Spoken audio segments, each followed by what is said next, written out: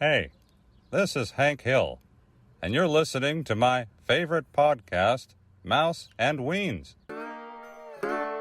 Mouse and Weens and a mouse and Weens and a mouse and Weens and a mouse and Weens and a mouse and Weens and a mouse and Weens and a mouse and Weens and a mouse and Weens and a mouse and Weens and a mouse and Weens and a mouse and Weens and a mouse and Weens and a mouse and Weens mouse and Weens.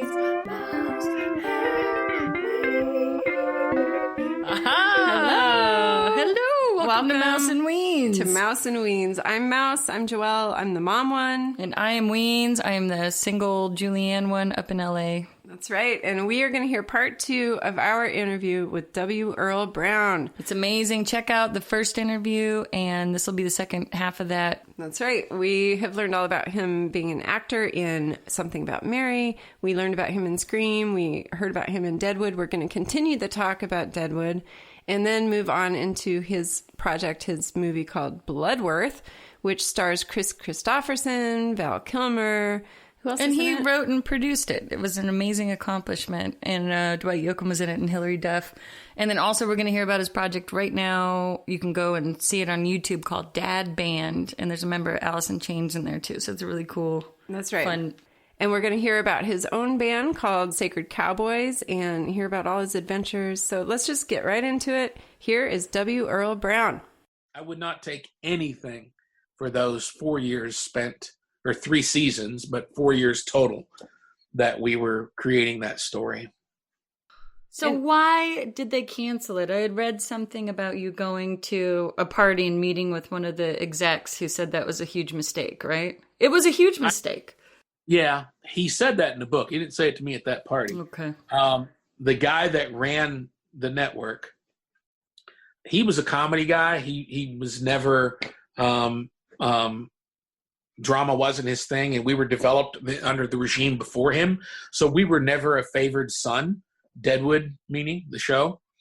And they were expecting us to become Sopranos. And the irony is we were on track to become Sopranos because they didn't become the water cooler show till their 3rd season. So we had all of that momentum building up. And looking back, there was writing on the wall I just didn't recognize. Kris bumped us from our premiere date in March. He bumped us. And that happened in November. And that took us out of Emmy contention because we weren't on air in time. So all of that shit's momentum. Yeah. You know, all of that, the awards and all that stuff, one thing beats the other and it's a snowball. And so Kris, it wasn't until, you know, the fact that I don't know where you stumbled on, I guess I have told that story about walking into the Emmy party or the Oscar party, and first fucking person I run into was him. Because I blamed him for what happened. And that was only a year after the show had been unceremoniously killed off. There was a book called Difficult Men, which was about the second golden age of television and about David Milch and David Chase and all those great shows, Breaking Bad and Sopranos and The Wire, David Simon. And there's a whole chapter devoted to Deadwood and Milch. And in it, Kris says, you know, he said that was my mistake. That was my biggest mistake. Mm-hmm. And he explained himself more. And again, he said it was a negotiating ploy. I needed to cut down the costs. I needed to get the production reined in under control. And we were out of control expensive. They still made money. That's the thing. They were still making money. Yeah. But a lot of backstage politics.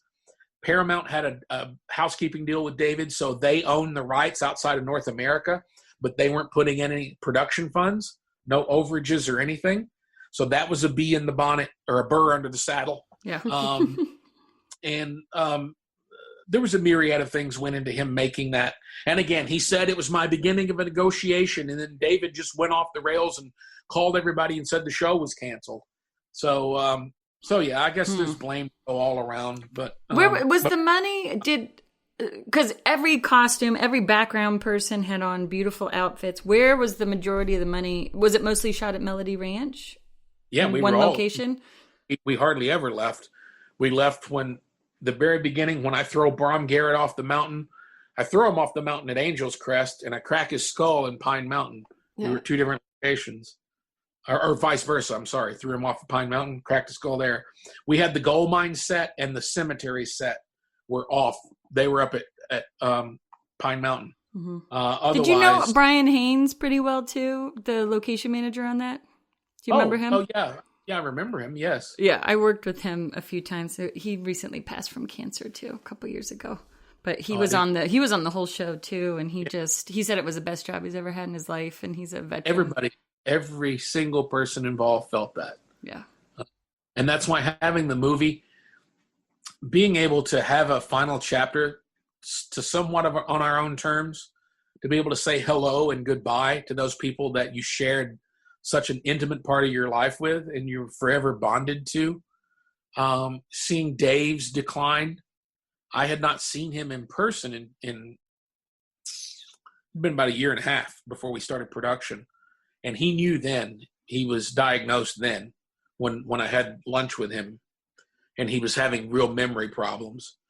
But the physical depletion was difficult. But it was a blessing to be able to say hello and goodbye, because I couldn't let it go before. I could not come to terms with the way things happened. To give so much of yourself, and I'm not the Lone Ranger in that. Everybody did, and everybody felt that way. And for us to get cut off at the knees, as I said earlier, for it to stop. It didn't end, it stopped.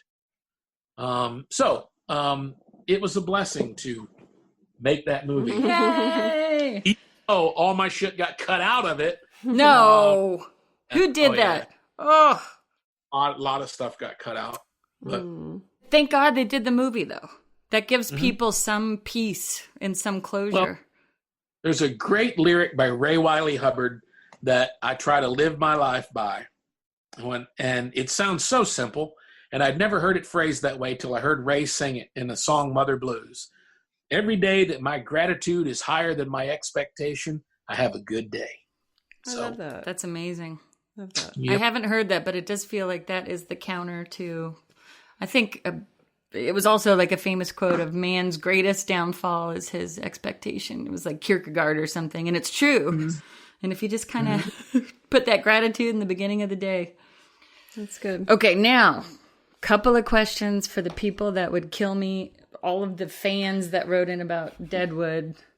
First of all, what is the goo or gel that you smear all over yourself? That was my question. That was so what was the fight scene and the goo and the gel? Bear grease. We went out and killed a bear, boiled off the fat. He's all thick.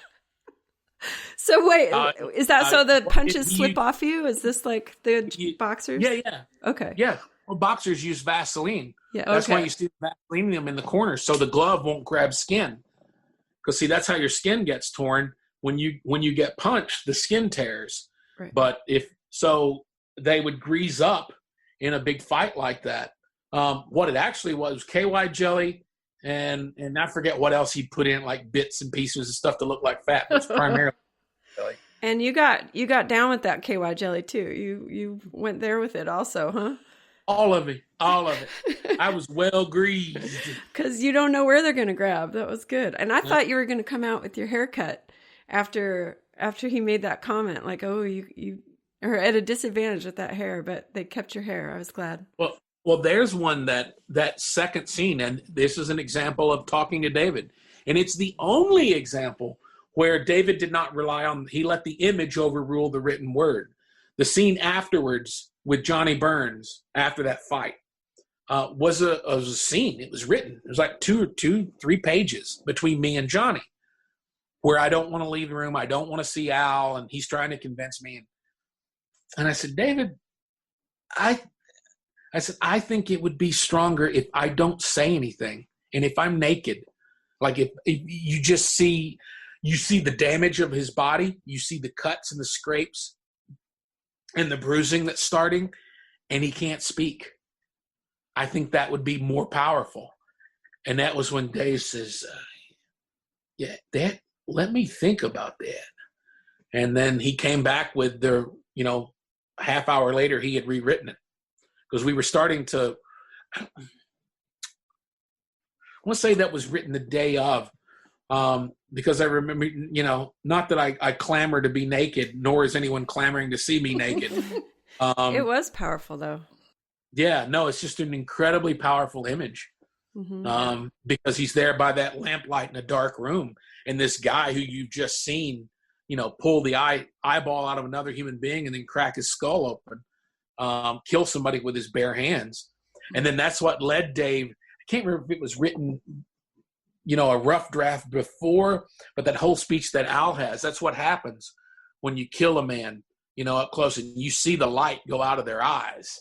I can't even give it justice to try to quote it, but yeah, that's what it was. It took so much out of Dan, and it was also the time the closest he'd ever gotten to dying, because he was one breath away from death, and through a mere twist of fate, he found an eyeball. Yeah, and that comes from a true story.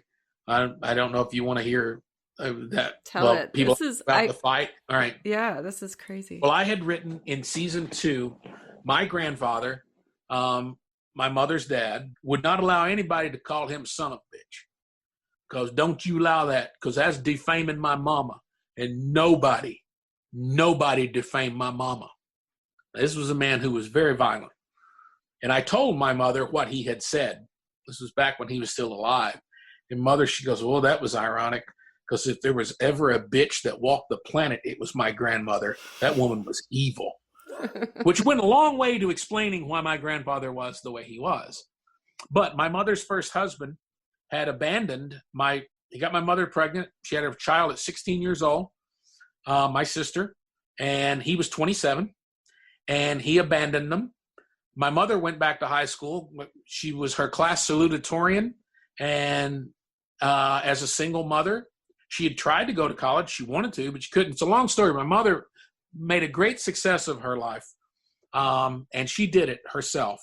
So you can say I'm drawn to strong women, and Freud can work on that one. But her first husband, he had abandoned my sister. They were living back home with my grandparents. My uncle, who was 9 years old, witnessed it. They were at the local filling station, and her ex-husband pulled up, and he's getting beer to ice down ice down his beer, out driving around drinking. And my grandfather said, Loman, we need to talk. They go around back. He says, you got a daughter. You don't want to be a daddy. That's obvious, but there's diapers, there's food. You're going to pay for that. Turns to walk away, and Loman says, yeah, you better walk away, you son of a bitch. My uncle said, he goes, Daddy turned, and he always taught me how to hit because he was a big man. And he said he hit Loman so hard, Loman's eyeball popped out. He goes, Loman fell to his knees, and he goes, his eyeball is literally dangling on his cheek. And he said, and he fell over on his side. He was by a coal pile. And he said, first of all, Granddaddy starts stomping him with his boots. And then he grabs a chunk of coal, and he's about to crack his head open. And my grandfather, I saw it. I witnessed it 3 times in my life. And I don't doubt his pupils would dilate. His eyes would go black. And that's when I say that scene that was so fucking felt that. I'm sure some of that blackness had seeped through my jeans. His pupils would dilate. And Gerald said, I saw his eyes, and I knew he was going to kill him. And he, 9 years old, he goes, I go running up. He's got the chunk of coal above his head. He's about to brain him. And he said, I grab him by the chest, and I'm pleading with him, Daddy, stop. Daddy, stop. So I wrote that and called it Son of a Bitch, that Soapy the soap seller, bar soap, $5 inside, bar soap, that he's pulling the scam inside the Gem Saloon. And I toss him, and he calls me a son of a bitch. And I wrote exactly what happened in my family. Well, we never used it. Wow. And I had called it story segment, Son of a Bitch. So when it rolls around to the fight in season 3, David had brought us together, me, Al Graff, who played captain, Mike Watson, the stunt coordinator, and Dan Minahan, the director. And he said, because it's just written, it says Dan and captain fight to the death. At the last minute, when you think Dan's going to die, he's victorious. That's all it said. And he said, you have 3 days to make up a fight. He said, I have 3 rules. Number 1, I want everything realistic. I don't want any big cowboy roundhouses flying through plate glass, none of that bullshit. Number 2, I don't want the audience to be able to draw their breath. Every time they think it's going to ebb, I want it to escalate. I want 5 minutes of increasing tension and violence. And number 3, I want something I ain't ever seen before. So you guys make it up. So we had 3 days to rehearse, create it, and we had 2 days to shoot it. So David would come in at the end of every day and watch what we had done. And we tried a bunch of different things. And Dan Minahan was the one, he said, I want to use the meat market. We've never been in it. And you guys in amongst the raw meat and blood is a great image. And I had suggested the drowning in horse piss. I said, these are like 2 cavemen, beating themselves. And he's trying to drown me in this mud and piss. And so we tried this, tried that. So David, at the end of the second day, we don't have an ending yet. We've marked through everything that we've done.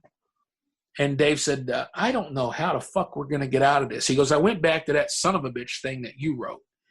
And I was thinking but that's, he's killing you. He's overpowering you. There was I will not use the name, but he was an advisor on the show who used to be an enforcer in Vegas. And his thing was to take people's eyeballs out. He would hold them down. He was a huge man. He'd use his thumb, put it by the bridge of their nose, and pop an eyeball. So Milch says, he said, I looked at your son of a bitch thing, and then, what's his name? He said, I was thinking about, with him, but that's not going to work either because of, you're dying. You're being overpowered. I don't know how we're going to get out of this fucking thing. So I played poker with Jerry Cantrell, the musician, Alice in Chains, the hard rock band. Well, Jerry's one of my close friends. And I play cards at his house, and he was big into Deadwood. That's how we met. He was a Deadwood freak. I was an Alice freak. And you guys did Dad Rock together, too? Dad Band. Yes, that's it. But it was at his house playing poker. I told him about what we were doing, and I told him about Son of a Bitch. I told him, and he goes, that happened to my brother Dave. I said, what? He goes, Dave was in a biker bar in Oklahoma. He got in a fight. And he goes, this guy had him on the pool table. He had him by the ears. And he was a straddle of him on the table. And he's cracking his head against the slate, the edge of the pool table. And he said Dave thought he was going to die. He goes, he was getting tunnel vision, like the lights are going out. And he said he was just trying to push the guy off of him. And he felt his ring finger. He couldn't see it, but he felt his ring finger hit something soft and squishy. And he knew it's an eyeball. And he jammed his finger into this guy's skull and pulled his eye out and saved his life. So I go to work the next day, and I go, David, I got an ending. So I lay out the David Cantrell, Oklahoma biker story. That works. Hey, effects, can we get a dangling eyeball? Yeah. Okay, yeah, make an eyeball. It's dangling. So we're leading up to shooting it.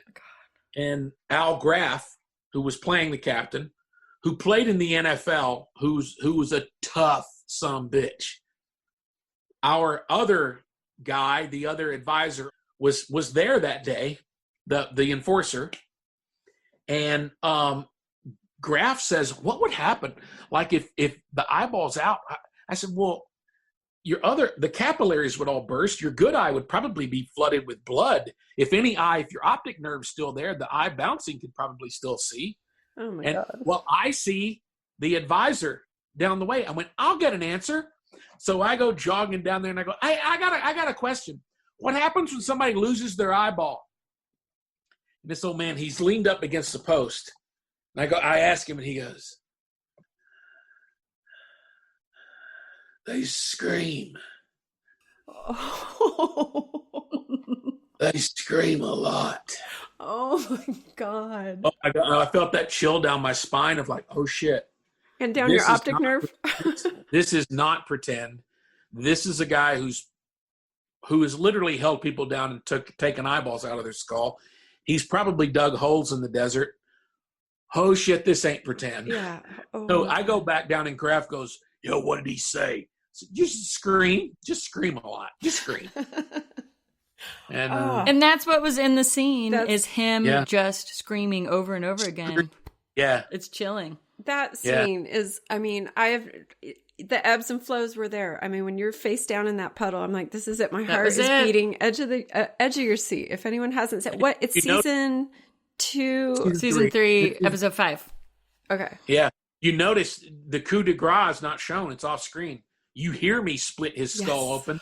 You hear the watermelons crack open, but you don't see it. I'm very glad you didn't show that. Whoever decided that, it was too much at that point. Well, David wanted to see the impact on its Swearingen and Hearst.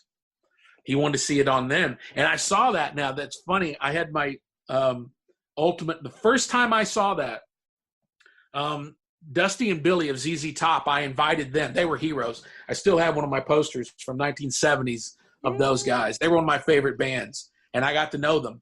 That's so cool. I invited Dusty. Was huge into Deadwood, so they're going to come out and play cowboy with us. They're going to be Hawkeye's Guns. Their first day on set, Milch kind of knew who they were. You know, he's not a music fan, but he knew, and everybody's like, oh my God, ZZ Top's going to be here. Well, David, I introduced him, and he goes, I have something to show you fellas. Earl, you're going to want to see this. Come to me. And it was in the editing room, and it was the first edit of that fight. So I not only got to create that, I got to watch it with my rock and roll heroes, you know, in the editing room. So you have arrived when that kind of stuff happens. You're right? like, you know, if I die today. That's amazing. Yeah. That's great. That's okay. So I'm going to segue into another question from Phil Rude, who's a super fan. The character of Dan in Deadwood could have easily been made an anonymous goon, but you managed to really make him memorable and a kind of complicated character who's a mix of charismatic and dangerous and a fully realized person. How much of the character was developed by you as opposed to being on the page? Well, when it first came about, I was sent the script, and Dority, there's only 3 or 4 lines in the pilot.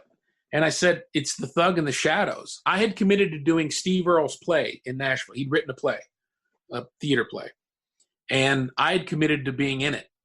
And this rolled around, and I read it, and I said to my agent, I said, you know, I don't want to be the thug in the shadows for 7 years. I said, Jack McCall, that's kind of showy. Because it's only 4 episodes, and he gets killed. I said, I don't give a shit. I'd rather play that than be stuck as the thug. So I go, and I knew the casting directors. I'd worked with them before. And Libby comes out, and she goes, you got Dority. I said, yeah, but I want to read McCall. She goes, oh, okay. Do you have both of them? Can we do both of them? I said, yeah, we can do both of them.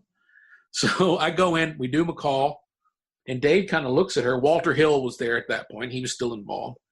And she goes, oh, no, we're doing Dority. We're doing Dority also. So we do the Dority scene, and I can see Dave kind of perk up on the couch.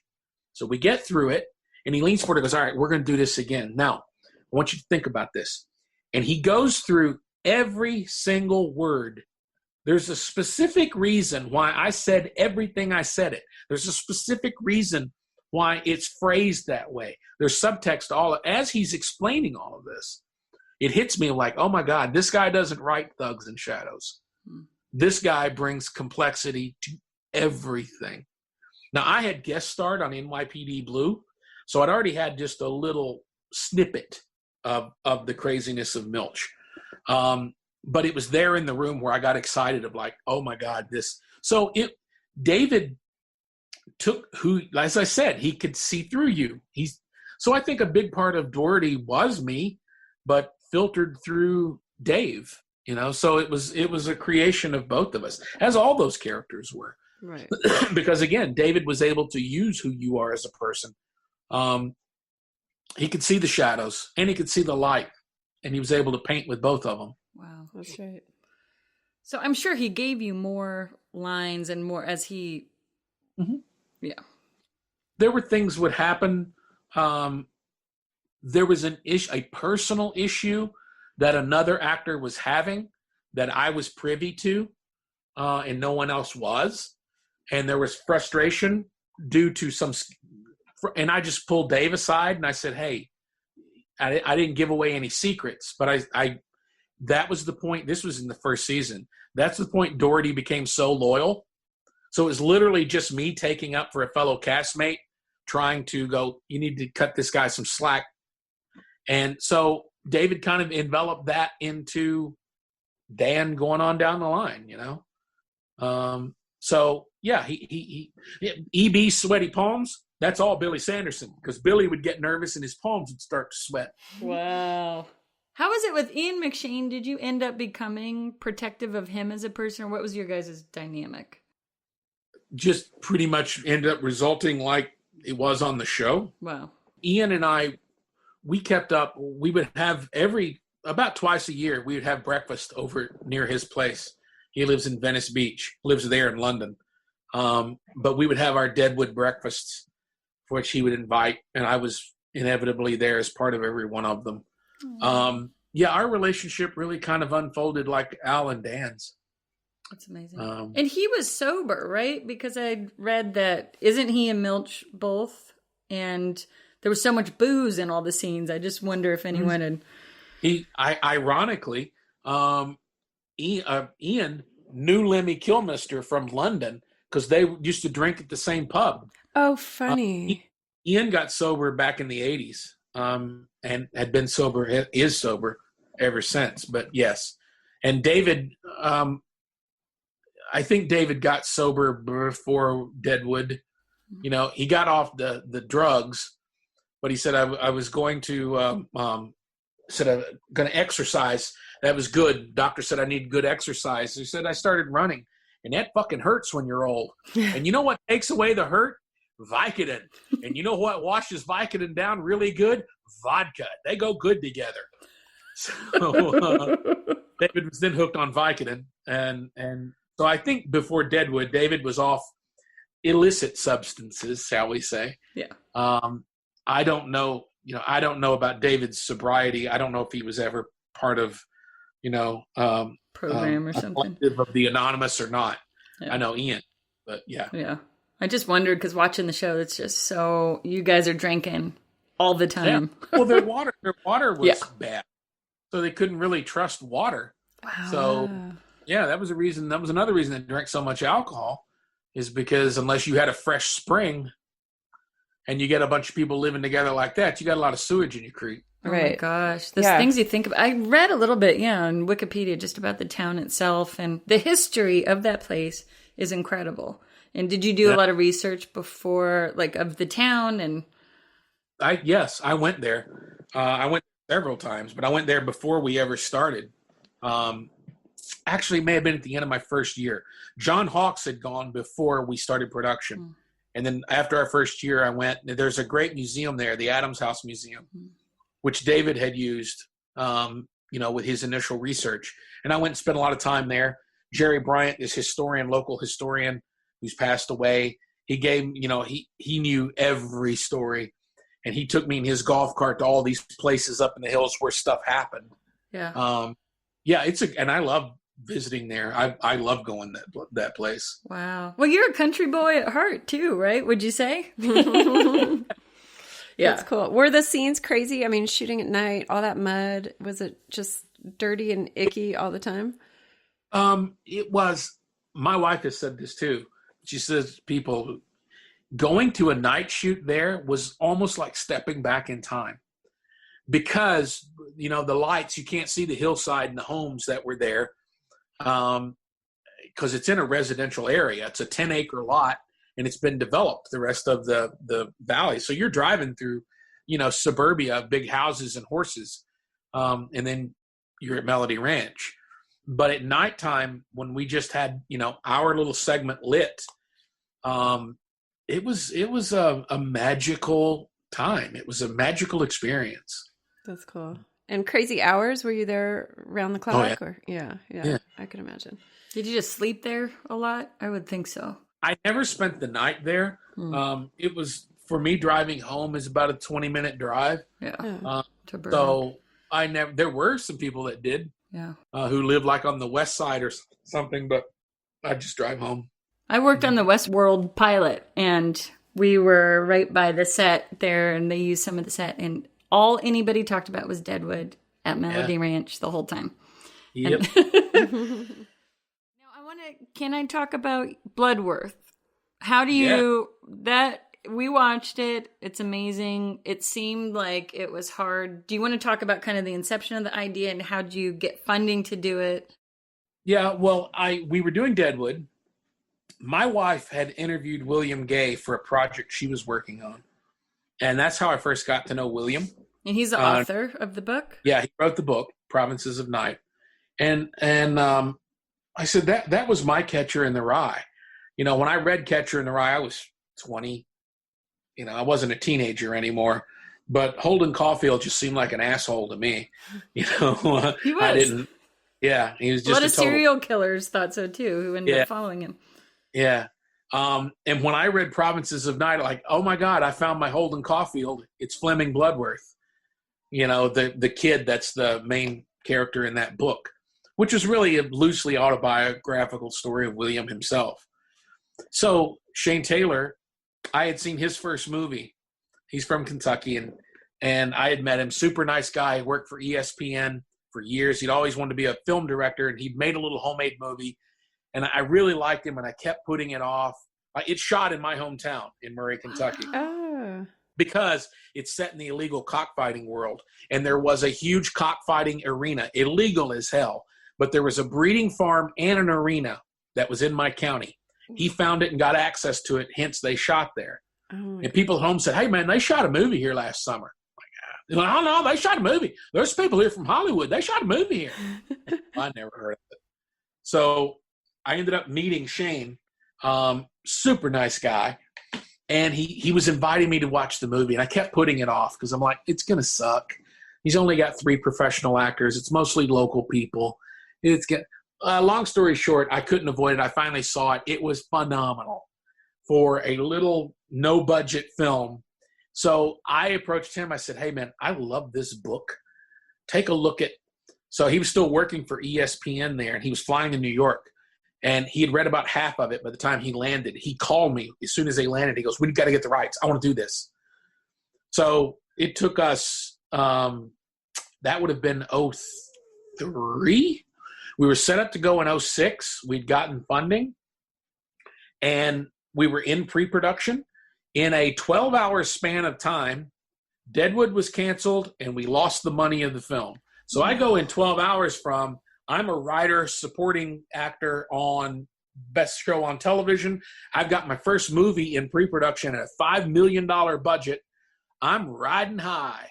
12 hours later, nothing. So we had to recoup. It took us 3 more years to kind of get all the horses back in the barn.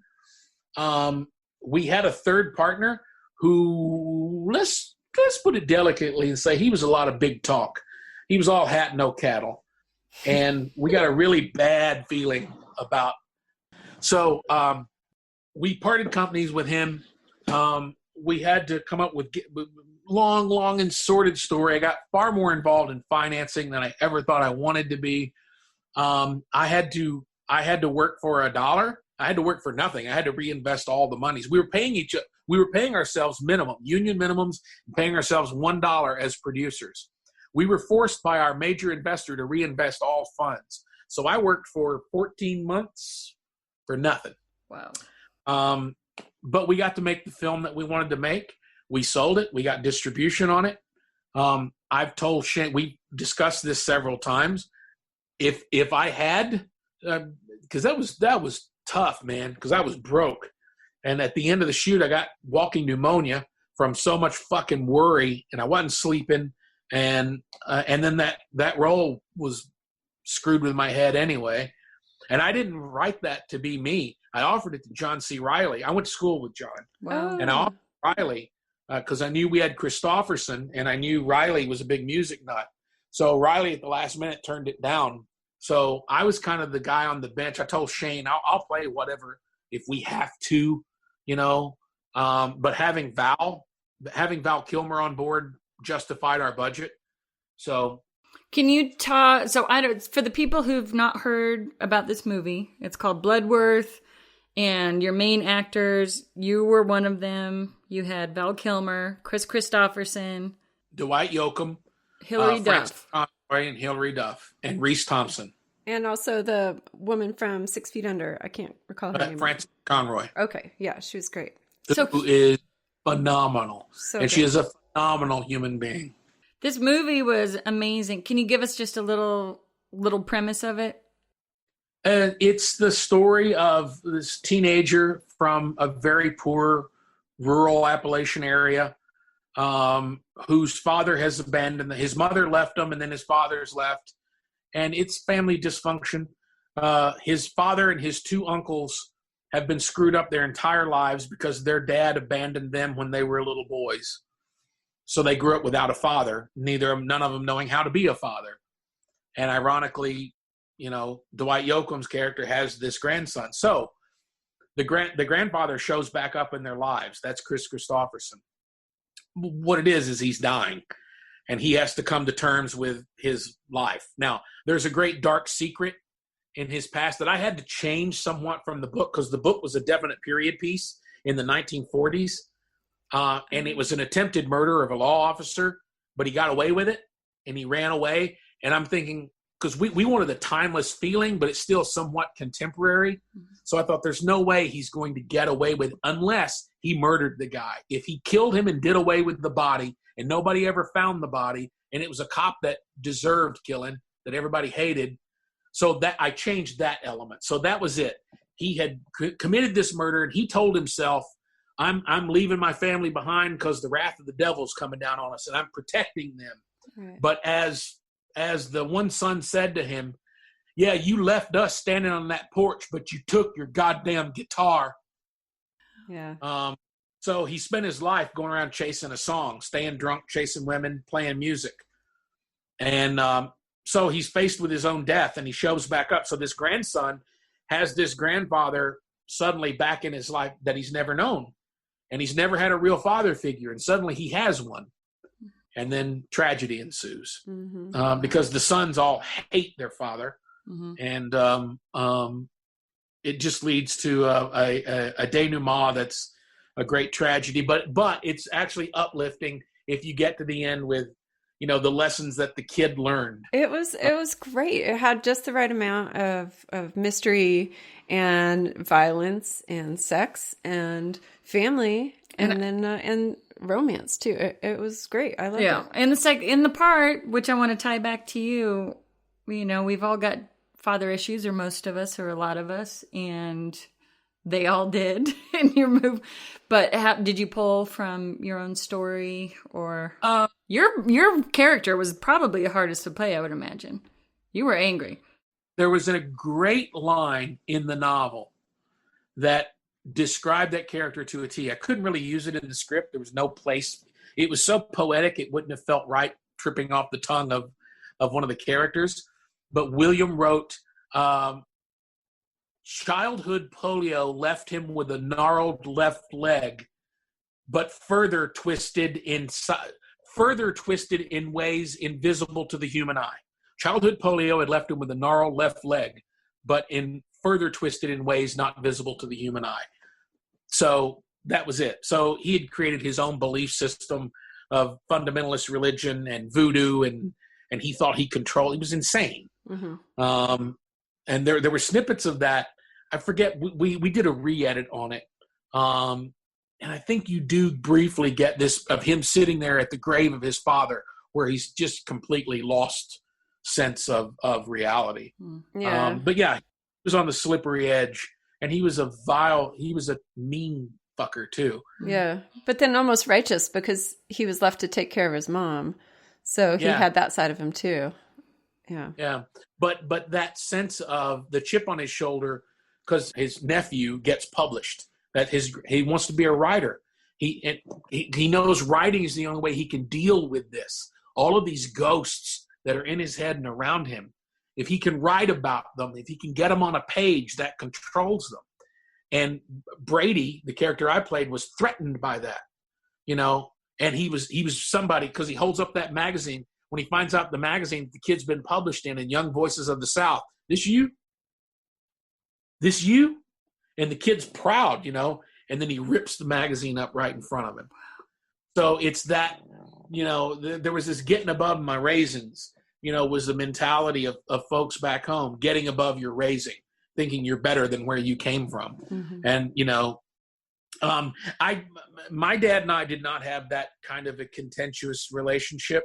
It was a complicated relationship, but it wasn't like that. I think I mostly drew on my grandfather, the eyeball story, him and my uncle's relationship, because that's exactly what it was. They were so much alike. I witnessed them try to beat each other to death once as a kid. That stays so there with was you. A lot of violence. Yeah. Wow. Did they support you, your family, as an actor, or how did they feel about that? Yeah. It was my grandfather he was still alive when I got accepted into the graduate program at theater school. And I decided I'm moving to Chicago. I'm going to pursue this. At first, because getting in was a big deal because there were hundreds of people that auditioned and only a handful got in. But then my old man was like, oh, hell, you're going to be going to college till you're 40. You're going to be one of them, So it wasn't all about it. And I had driven the summer of 1985, the summer before, I had driven for 6 weeks, I drove to Chicago every weekend to take classes at the Second City with Don DePolo. That was an 840-mile trip every weekend. That's how committed I was. I meant it. But it was my grandfather who had buried my grandmother and was just waiting around to dig his own hole. Wow. I mean, literally, he said, we should have dug 2 holes, son. But he was sitting there in the farmhouse, and I went over and I told him, I said, I'm going to do this. I said, don't you have 2 cents to put in like everybody does? And he said, well, ever since you was a little bitty boy, everything you said that you was going to do, you did it. So I ain't got no doubt you'll do this too. So that was kind of the final blessing. Like that was the final string to cut that, all right, I can let this go and move forward. And then he died.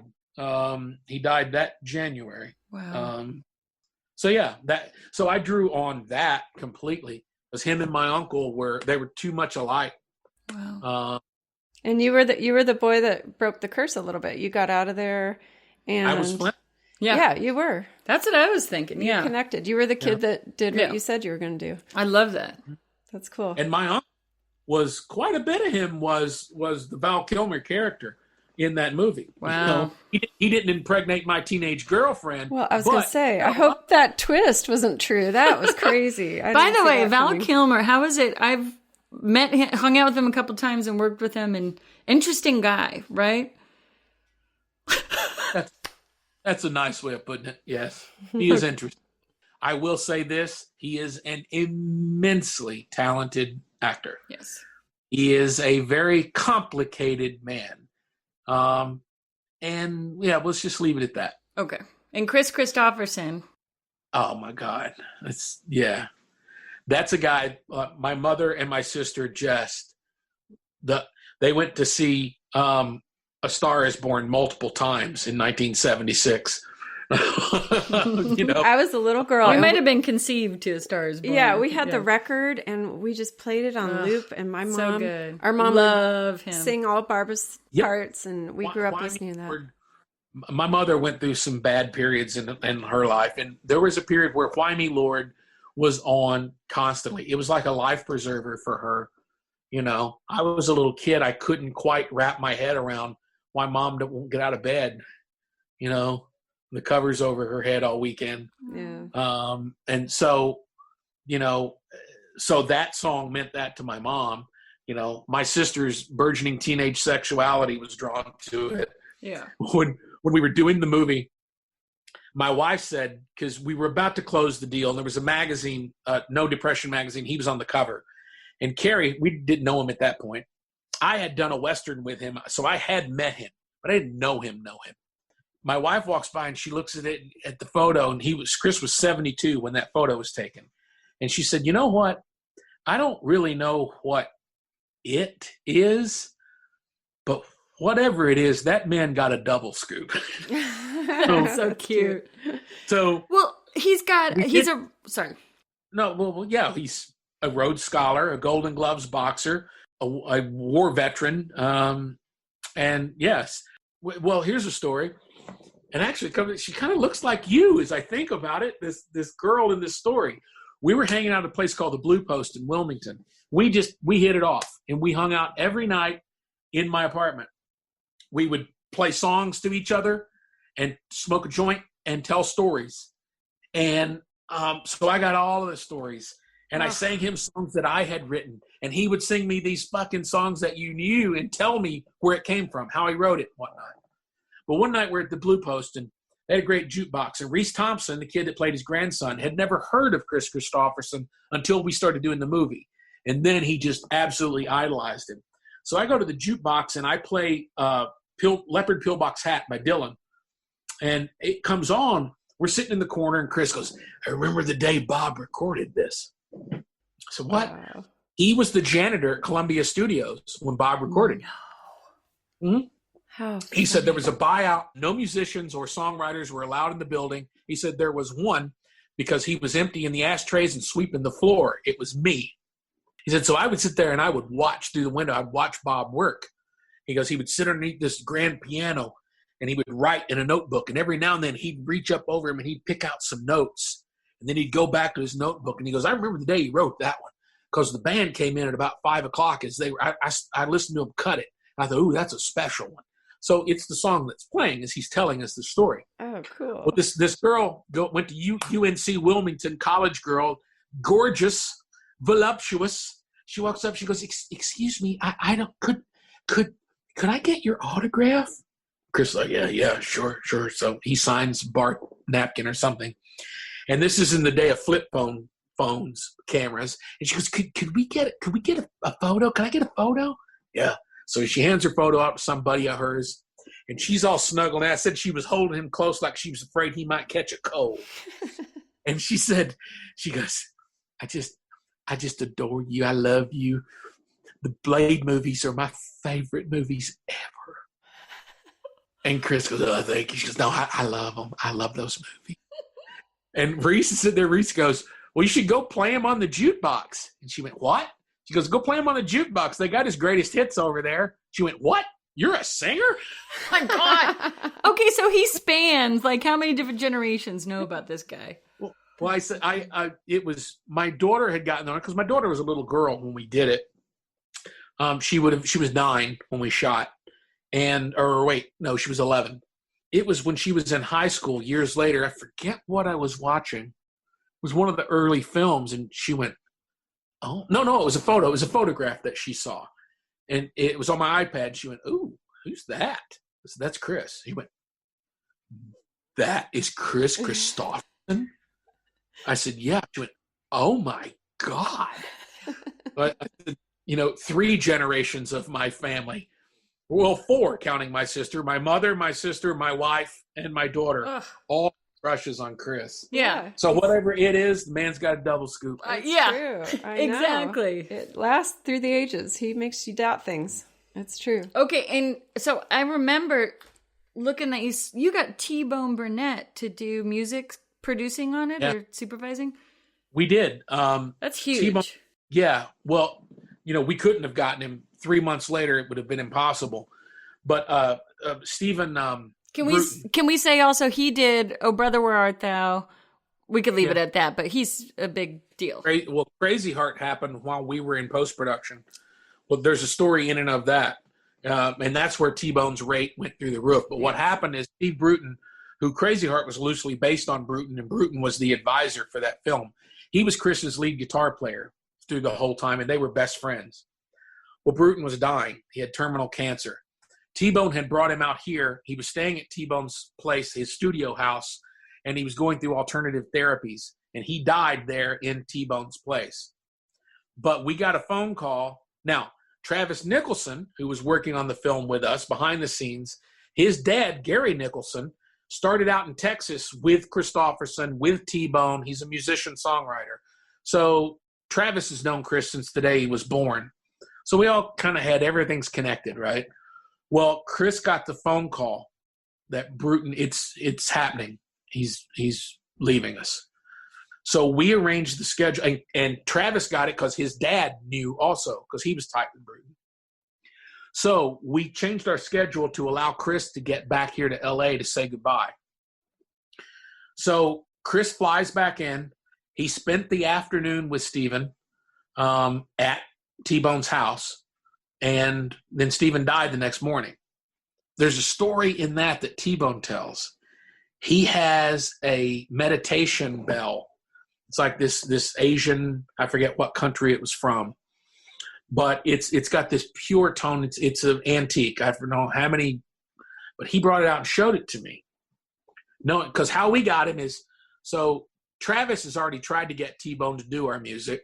Kris comes back to say goodbye to Bruton. He says, I'm doing this movie about a musician. We're shooting in North Carolina. So T-Bone is getting it from every avenue that this project keeps coming across. And then Kris did something. He had never written original music before. He wrote that original song for our movie. So we needed somebody to cut it. So T-Bone agreed. But when we were over there at the place, we were in the place where Stephen died. The bedroom is right across the hall. He brought this meditation bell out.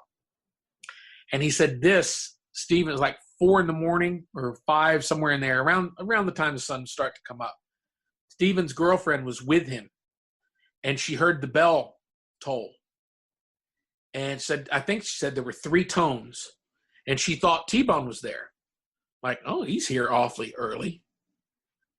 And then she rolls over, and Stephen's dead.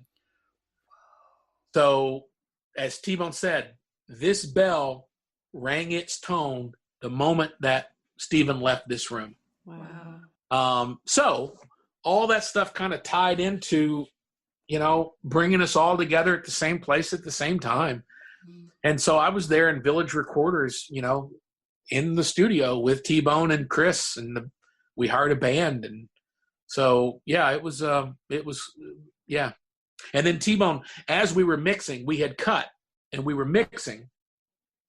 And when he got the phone call about Crazy Heart, the studio was moving up the Crazy Heart release date, because he stepped out. He goes, I got to take this, guys. He steps out, then he steps back in and goes, we got to stop. I got to finish Crazy Heart. So, we got delayed. Yeah. We got delayed for about 3 weeks so that he could finish that movie.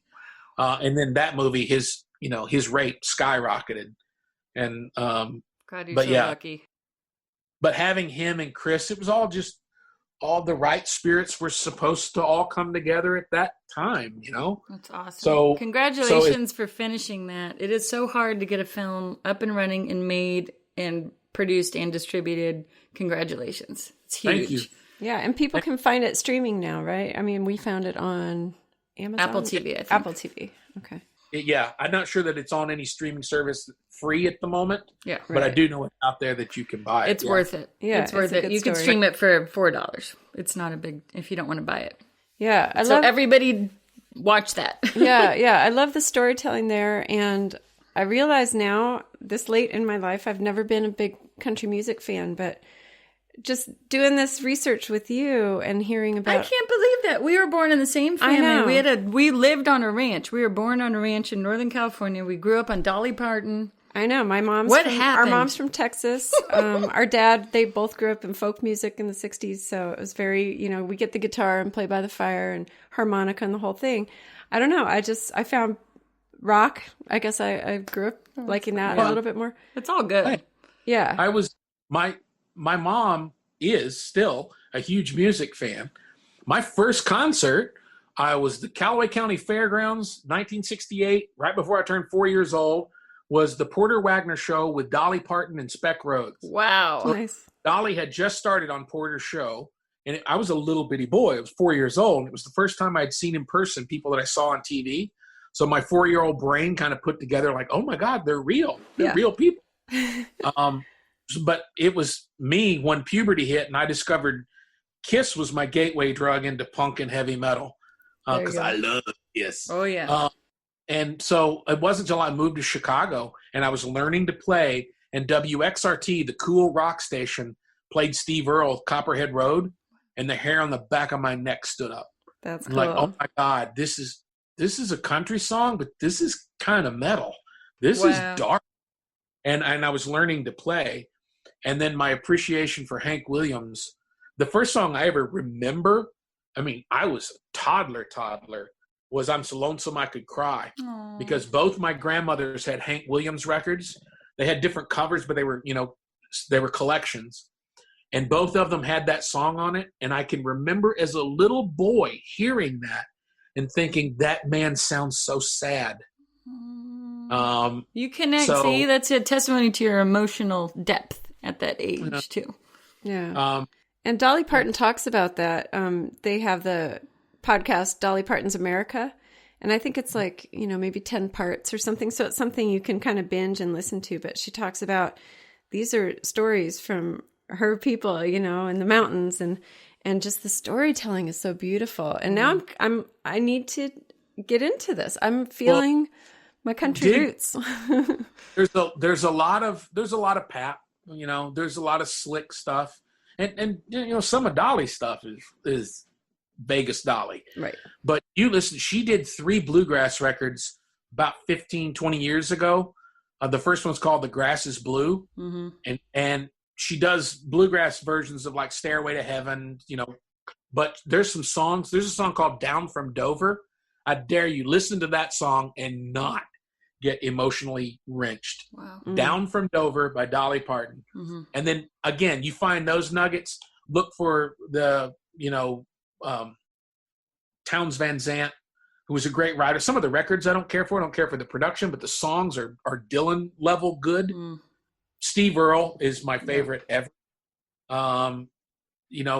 So yeah, if you dig, there's some great music. I mean, it grew out of folk music and country music are first cousins. Yeah. There are a lot of similarities in that. And rock, taking the old Delta blues and then the Led Zeppelins, and it all ties together. Rock. Country is just blues. It's American blues music combined with Scots-Irish folk music. And hence you got country music. Yeah. Now, speaking of all of this, your band, are you guys playing? What's the name of your band and what's happening with that? We are Sacred Cowboys.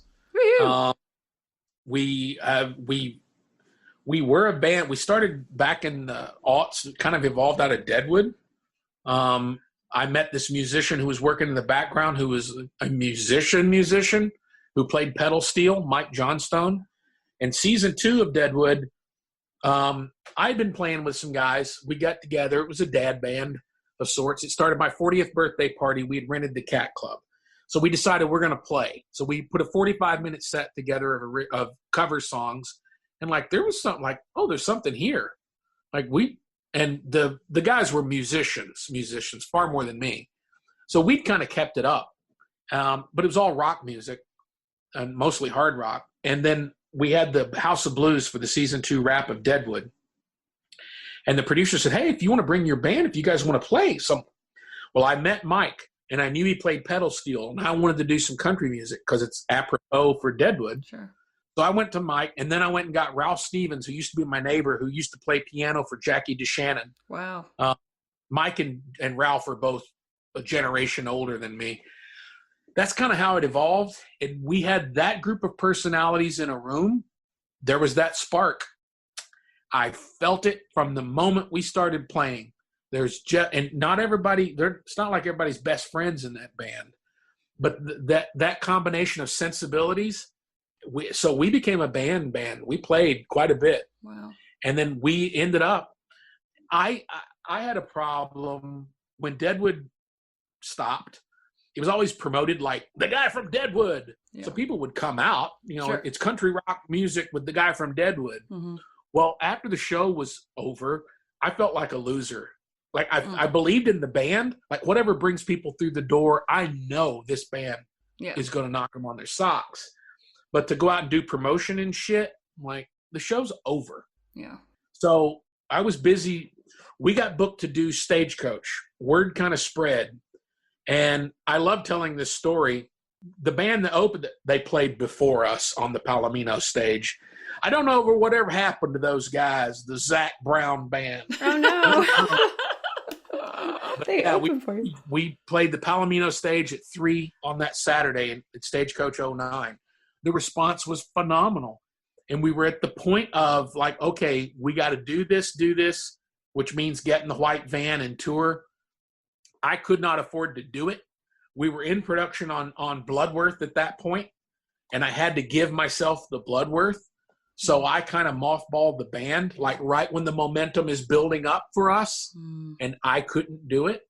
So I missed it like crazy. And we decided when the Deadwood movie came around, we're like, fuck it, let's all get back together and see if we can still play. So we have tracked new music. We have 2 videos that I am over the moon about how good they were. I conceived them, and then I brought in these artists to do them, and then Peter is a Oscar-nominated filmmaker, my lead guitar player. Wow. He made these things. I cannot wait to share them. We're just trying to find the right time and the right way we can distribute them. So we've had a couple of songs used. Stuff's been used in films. We used the closing credits song of Bloodworth is Sacred Cowboys. Okay. Tell Me Your Secret. We cut that with T-Bone remixed the version that I had already cut. But yeah, that closing credits song in Bloodworth is Sacred Cowboys. That's so. All the songs are great. Was that also you guys with that 2-part harmony, just the a cappella, the 2 guys singing in Bloodworth? Oh, that is Tim O'Brien and Daryl. Escapes my. No, it's not us. Yeah, that was Tingles too. That was an amazing song. And Gasoline and Matches. I sang that. I sing sometimes, and was with a band, and we did a cover of that too. Beautiful song. Well, I knew with that we couldn't do the storm. Like we could not afford to do a tornado. In the book, it's a blizzard. Well, we knew that's out. We can't do that. Yeah. So it's going to be a tornado. So we set up, that it's blowing in like there's a hurricane that's sending weather up. That's kind of seeded earlier in the movie that bad weather's coming their way. Wow. But we couldn't afford to really properly film the damage of it hitting the house. So I'm the one that came. I said, how about if we just use music? If we just use this Heart of Gold. It's a Hank Williams recorded it. Wow. It's a Hank Williams song.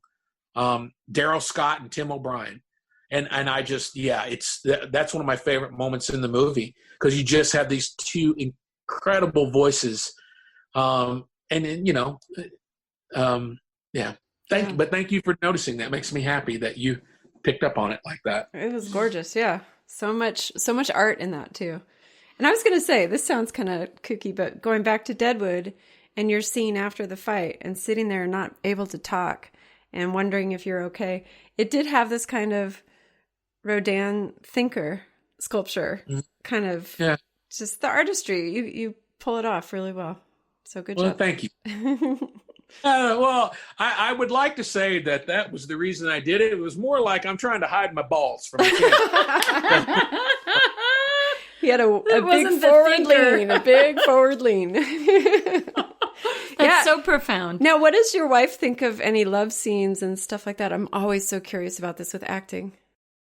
I mean, she's okay with it. She never had a problem. There was one movie I did that there was an actress I was working with that we had intimate scenes, and there was kind of a spark. Like if we were both single people, we probably would have dated. My wife could smell that on me a mile away. That's it. Uh-oh. Yeah. And that's been the only time where she was like, But all the other times, there was one, and it's a great little small film that the lead guitar player in my band made it called Dunsmore, a little low budget film. And I had, multiple full on nude sex scenes in it. And the actress that was playing, the younger actress who was in it, we hit it off, and my wife was friends with her. And cause she's young and pretty and, and Carrie had no, again, she can smell a boner on me from a mile away. So there's no use to me ever even trying to pretend to hide it. So, can we quote you on that? Can that be the lead of our episode? Smell a boner a mile. Oh, I'm writing it down. Oh my goodness. The one on me. Yeah, on me. Okay. Only his. It's specific. Yeah. Do you want to end with something ridiculous and do the 6 degrees to Kevin Bacon to... We came up with a game idea.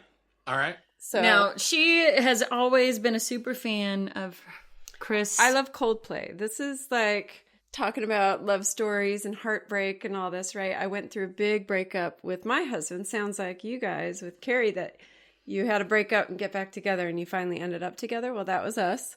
And Coldplay got me through. So I transferred all those love feelings onto Chris Martin because he and my husband look a lot alike. It's strange. Talk about some Freudian stuff. But so I still love Chris Martin. Can't help myself. he married Gwyneth Paltrow. So I said, instead of the Kevin Bacon game, let's play with W. Earl Brown. We'll play the Gwyneth Paltrow game, or whatever you want to call it. So can you connect yourself through your movies, your works, back to, well, Chris Martin or Gwyneth Paltrow? Well, I saw also in your email, didn't I see Adam Sandler on there too? Yeah. Oh, yeah. That was my guy. And yeah. That was your guy? Well, I can connect all of them together. No. Oh. Well, I can connect to Gwyneth. What was her cousin? I was in a Chekhov class out here in L.A. in 1994 with her first cousin. And then we used to go out to Bruce, and Bruce Paltrow was her father. And was Blythe her mom as well? Yeah, yes, I think that's okay. her parents' house. Gwyneth still lived there. Mm-hmm. We had class at their house a few times. I never met Gwen.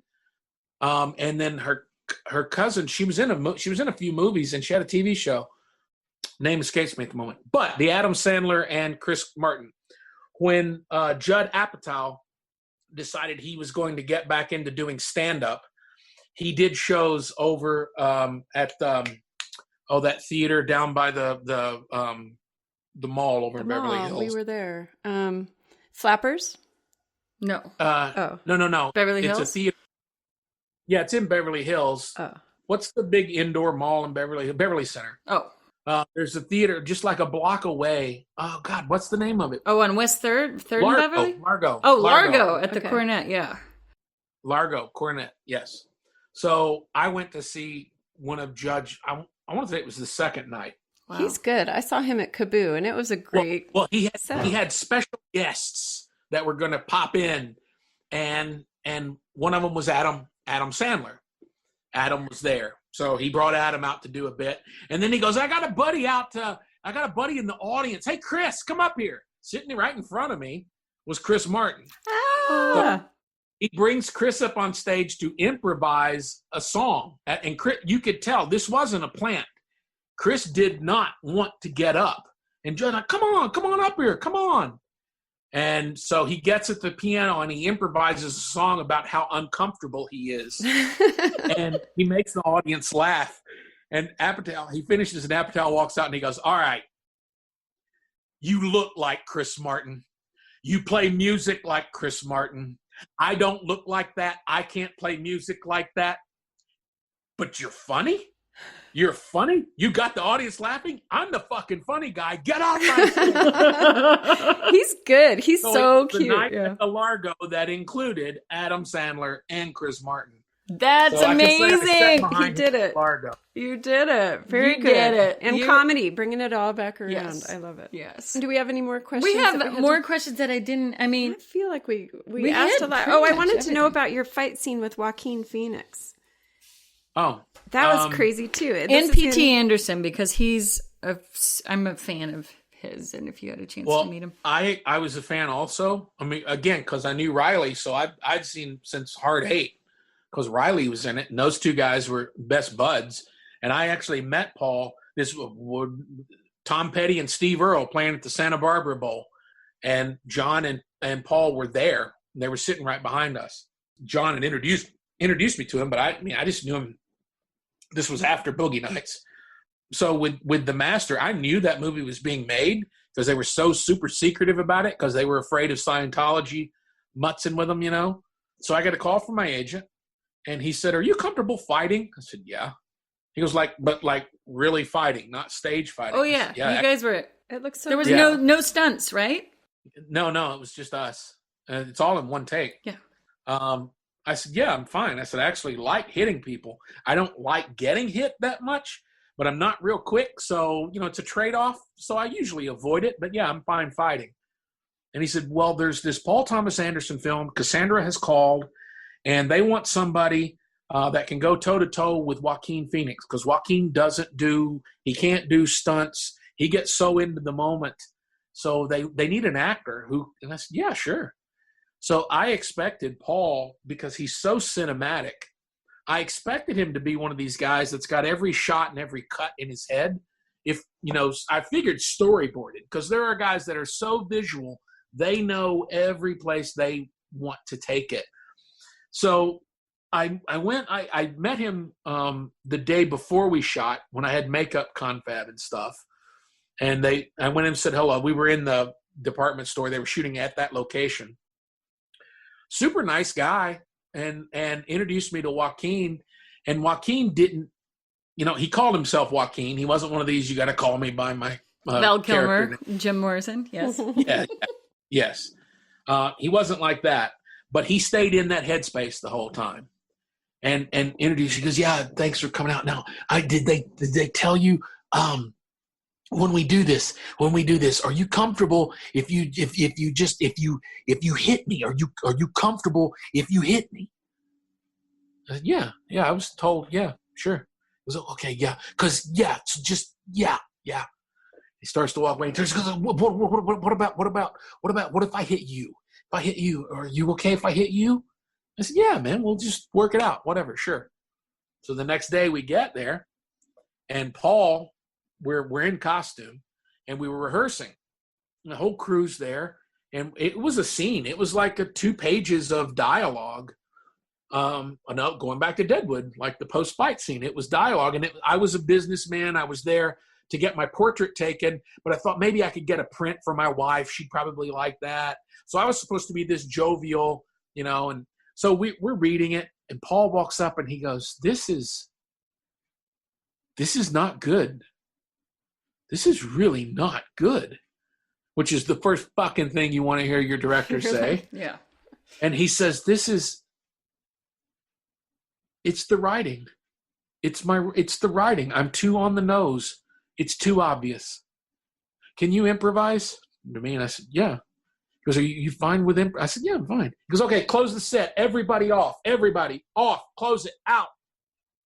So set's clear. All right, let's see what happens. Let's see. So we start kind of blocking through it, and we lead up, and the first time he grabs me by the throat, and I punch him. But I knew, I can't fully hit him because I'll knock his ass out because I got a clean shot right to the side of the head. So I was trying to, loosen the punch. Well, we went through it a few times that we would get to that crescendo. And I noticed Paul, calling people over, department heads. And at one point he goes, look, I'm going to turn the camera on. Just turn it on. We'll tail slate. Turn it on. Okay, let's just do one. Let's just do one. So he backs off. We did it 6 times, 6 takes. There's no cuts. It stays on Joaquin. There's a lot of headspace in there in the frame. You don't see me at first. You hear me, but you don't see me, which brings this tension, and you have him on this side of the frame, butts in with the camera. And then as he moves over toward me, the camera pans back or pulls back some and trucks with him. And then you got a 2-shot. Most of that interaction happens with a 2-shot, and then I knock the shit out of him. And I shove him out of frame.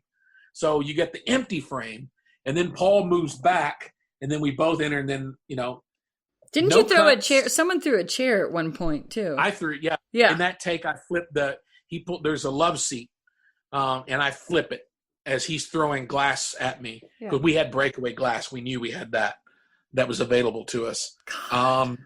And so every single review picked out that scene, talk about the tension of the scene. And I went back to it time and again of how Paul and his DP got that. They got it with their framing, they got it with their sound mix, but he trusted. He knew that he had it in one take. That's crazy. And he knew that he didn't need cutaways.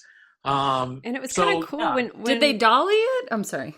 Yeah, I was going to say, I don't know all the terminology because I'm not in the biz, but they dollied it, and then you lose Joaquin behind that column, and then he comes out, which was so realistic. It was just you knew it was a real scene. It was great. Yes, it was. It was on a dolly. I want to say it was. I want to say it was tracked, that we had track. But yeah, it did dolly. It moved over when he walked over. He panned back a little bit to open the frame up, and he moved with him, which sets us in a 2-shot. Mm-hmm. And then the fight starts happening, and then the frame just centers us. It moves back over and centers us as I flip the couch over, and I'm chasing him, and he's throwing containers at me. Wow. And then as he starts, the camera then follows him past that post, and then he walks out of frame. By the way, that's another. Sorry, I got excited though with your 6 Degrees with Adam Sandler. You got P.T. Anderson and Punch Drunk Love right there. Oh yeah. Oh, yeah. There you go. Yeah. But that was an amazing scene. That was hugely standout in that film. Yeah. And again, I've watched it countless. I mean, Paul may have conceived of it as a 1. He never, ever said that. And he wasn't there setting up, multiple shots. He just trusted the frame. And he was able to, so much of it is the space and stuff that he allows in the frame that builds up that sense of tension. I mean, the acting was there. That was there. But we weren't the only things that made it work. What building was it? Was it downtown LA? Downtown, it was an old abandoned apartment store that the first floor was now like a sandwich shop or whatnot. The second floor was still there, just abandoned. Crazy. They just had to press it, So I'm not sure what it was like it was some brand company that knew, what it had once been. But yeah, it was downtown LA. Wow. My friend worked on Punch Drunk Love. He worked on that, and he said that P.T. Anderson would show up and sometimes just like, that fish tank is amazing. And they would just throw away the script, and somehow the story would get created around something in the moment. So I wonder if he was a bit like that, which is so cool with these big budget films that you would just... I've loved everything. I did not care for the based on that book. No, the one based on the book. He had, let's see, Boogie Nights. Inherent Vice. Oh, yeah, that wasn't my favorite either. I didn't care. Yeah. I did like one of the best sex scenes ever filmed. All you see is her face. It's a long scene. It's a great you don't see anything really. But it works. That was the only part of the film. I didn't care much for the rest of it. Yeah. But I just rewatched Magnolia and Boogie Nights. Too long since quarantines happened. Brilliant. Yeah. Lends a lot of time for that. That's good. Alfred Molina, still my favorite. Jesse's Girl. But we want to end on you because let's see, let's find a good... Well, you've mentioned Dad Band earlier. Yes. Let's encourage everybody. We're trying to make something more of Dad Band. In an ideal world, we could do 10 half-hour episodes that tell a whole story because I've got it all laid out. I'm writing a feature version also. But we made that with Cantrell and my buddy Ted Camp, who plays the keyboard player in the band. He and I came up with, he had the idea for the song. And then I said, well, if we're going to do a song and a video, we should make a short film. So that's how it evolved. We've got 1.1 million views on YouTube. That's great. Yeah. And the response has been phenomenal. So we've only done the one. We want to do more, but we're not going to do it.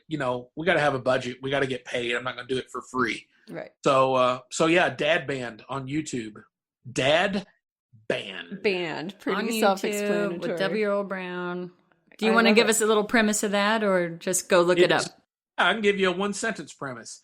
It is about the formation and dissolution of a suburban dad band on a single Saturday afternoon. Woohoo! I love it. Oh, it's like the minivan commercial that was all the rage for a while. Did you see that one? Which one? Oh, it was the suburban couple rocking the minivan. It was right when I was in my minivan phase, so I was feeling the vibe. But I'll look it up. We'll send it to you. Okay, Dad Band. Everybody look that up. Yep. Very good. I want to make more. You guys look up W. Earl Brown on IMDb and just look at the plethora of movies and TV and your body of work. I mean, we're going back to Backdraft to current day. It's amazing. Yeah. And what a get. We're so honored that you came on our show. Couldn't be happier to meet you and talk with you. All right. It's been fun. Yay. Well, thank you. Thank you so much. Bye. Okay, folks, there you have it. That wraps up our interview. That was so cool. With W. Earl Brown. Weens. Yes. How'd you feel about the whole thing? I just think he's a great guy. I think he's interesting, and God, there's so many cool stories. I learned a lot, and I'm so happy to have met him so many years ago, and I'm very excited that he came on the podcast. That's right. So you guys check him out at Dad Band on YouTube. Just look for that.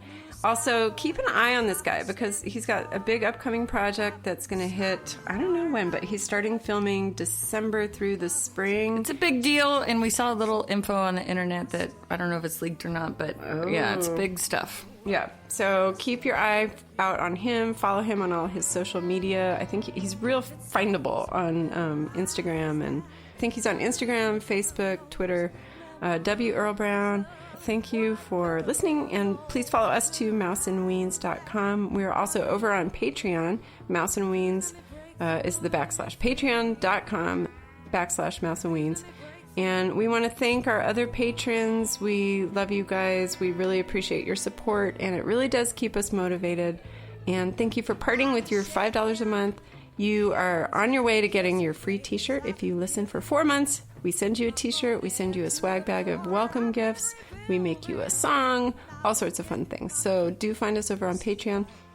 While we're talking about it, let's look up Earl Brown on Cameo as well, and maybe he'll do his any special requests that you have. He will do private special request audios and videos for you guys. So go check that out on Cameo. Anything else, Weens? I just thank you very much. We're happy to be here, and please come back, y'all. That's right. Subscribe. Tell your friends. We love you. Bye. It's those blue eyes that done me in again. Those memories of what could have been. Those blue